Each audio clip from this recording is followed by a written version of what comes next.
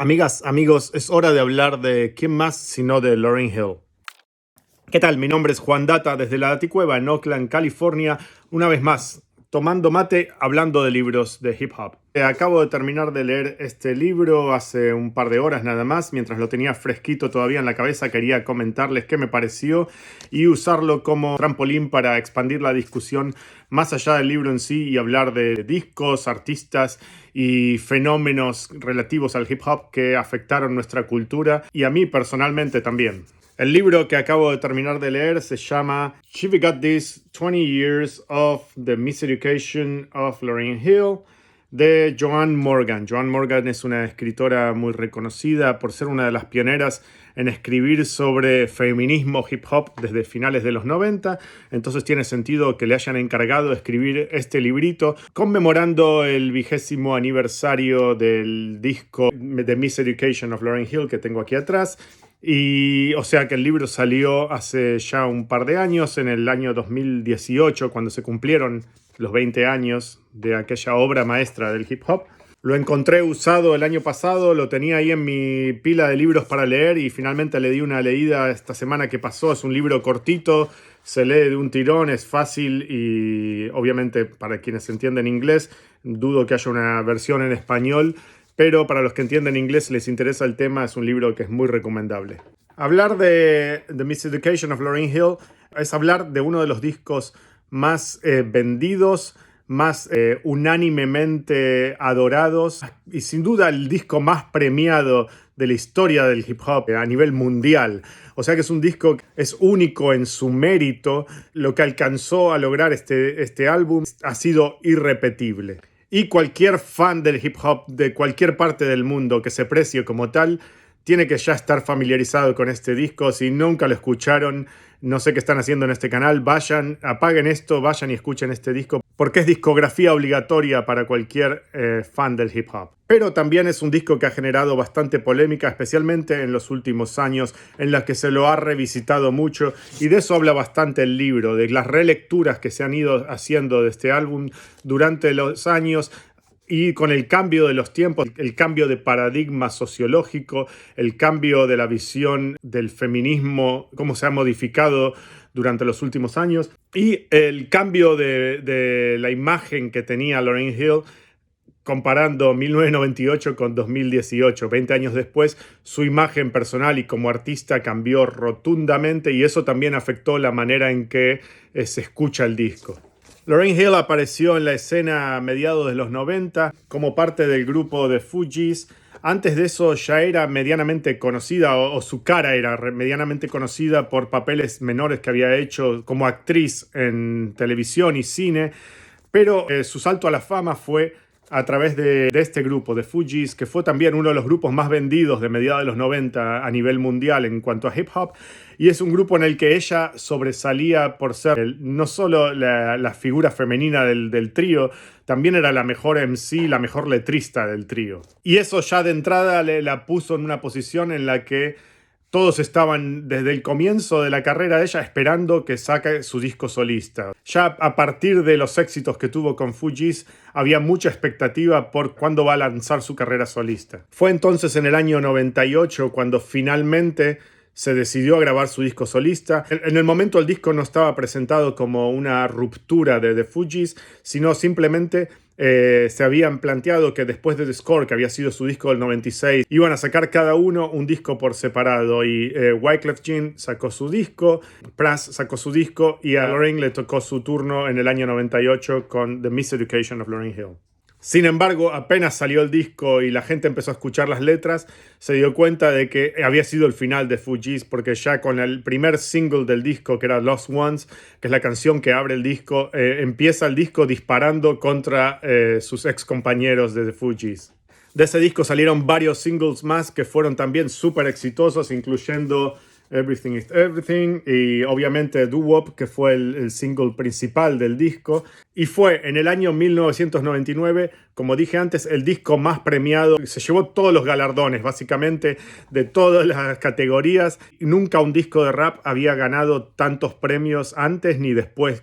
Llegó a ganar el mejor disco del año, no mejor disco de rap del año, mejor disco del año. O sea, algo que era inédito para un artista de hip hop que llegase a tener ese tipo de admiración unánime de la industria, de la crítica y del público, todo al mismo tiempo. Por eso digo, y supongo que estarán todos de acuerdo, que es uno de los discos más importantes de la década de los 90. Semejante éxito también provocó que Lauryn Hill tuviese muchísima más atención por parte de la prensa que cualquier otro artista de rap y sobre todo que cualquier otra artista mujer de rap en la historia del hip hop hasta ese entonces. O sea, Lauryn Hill fue tapa de todas las revistas, y no estoy hablando de las revistas de hip hop como Vibe o The Source, que obviamente le iban a dedicar tapas a ella. En la época que ser tapa de una revista era muy simbólico. O sea, ella fue tapa de la revista Time, una de las revistas más mainstream de noticias de Estados Unidos, o si no es la más. Fue tapa de Rolling Stone, fue tapa de Cosmopolitan, de revistas que generalmente no dedicaban espacio a las mujeres afroamericanas, o sea, nunca ponían una negra en la tapa y mucho menos una rapera. Y sin embargo, Lauryn Hill fue puesta en ese pedestal por la sociedad estadounidense y el mundo entero la adoró por lo que duró su reinado, que fueron los 2-3 años después del lanzamiento de este disco. Pero bueno, hay que también tener en cuenta que ella grabó ese disco teniendo 23 años. El disco salió cuando ella tenía 24 años. Era muy joven y era su disco debut. Y que a un artista tan joven con su primer álbum solista lo pongan en un pedestal tan alto es una cosa peligrosísima, porque de ahí no le queda otra que caer. O sea, seguir subiendo de ahí era casi inhumano la expectativa que se le había puesto sobre sus hombros, y eso es parte de la razón por la que su carrera a partir de ahí nunca pudo volver a remontar vuelo. Lauryn Hill sacó solo un disco más después de este, y que ni siquiera estaba planeado como un disco. Creo que lo sacó la discográfica por obligaciones contractuales que tenían.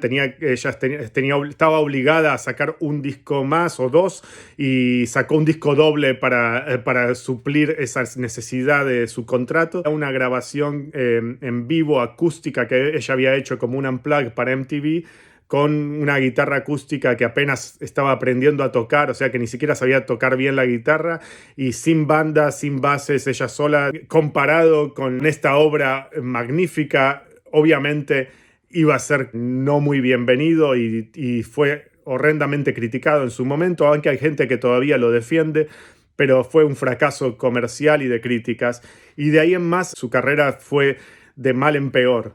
Y eso se debió también en parte a asuntos personales e íntimos de su vida. Poco antes de grabar este disco se había relacionado con uno de los hijos de Bob Marley, con quien tuvo su primer hijo, al quien le dedica la canción To Zion en este disco. Al poco tiempo de la salida de este disco tuvo otro hijo más. Se enfocó todos sus años que siguieron a la salida del disco a la maternidad. Llegó a tener 5 hijos, o sea, es madre de 5 nietos de Bob Marley. Y obviamente ser madre de 5 hijos y mantener una carrera como profesional en la música no es fácil para nadie, menos para ella, que tuvo que lidiar con un montón de problemas de salud mental, que son en parte el resultado de la presión que tuvo que soportar por el éxito de su disco debut.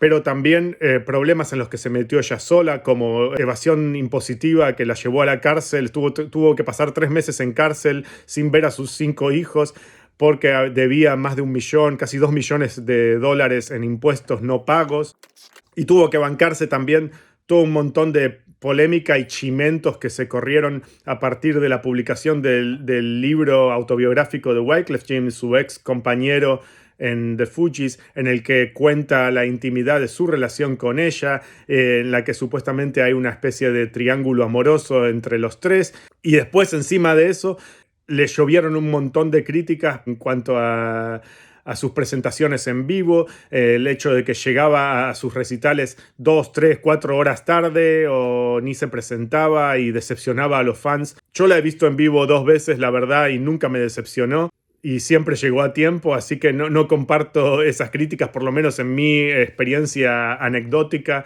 pero hay mucha gente que la ve desde la nostalgia y que pusieron este disco en ese pedestal de obra maestra, y cuando la van a ver a ella quieren repetir ese álbum, y ella ya pasaron 20 años y no tiene ganas de tocar esas mismas canciones de la misma manera en que habían sido grabadas 20 años atrás. Entonces en vivo toca versiones muy diferentes de sus hits y eso decepciona a gran parte del público. Nada de esto le quita mérito. Como dije antes, el disco sigue siendo obligadísimo para escuchar para todos. Es uno de los discos más vendidos de la historia del hip hop. Yo colaboré comprándolo 2 veces en CD y en LP. Escúchenlo si no lo han escuchado todavía, y si sí lo escucharon, vuelvan a revisitarlo porque es un disco que merece ser revisitado periódicamente. Me despido por ahora. Hasta la siguiente reseña de libros hip hop por este canal.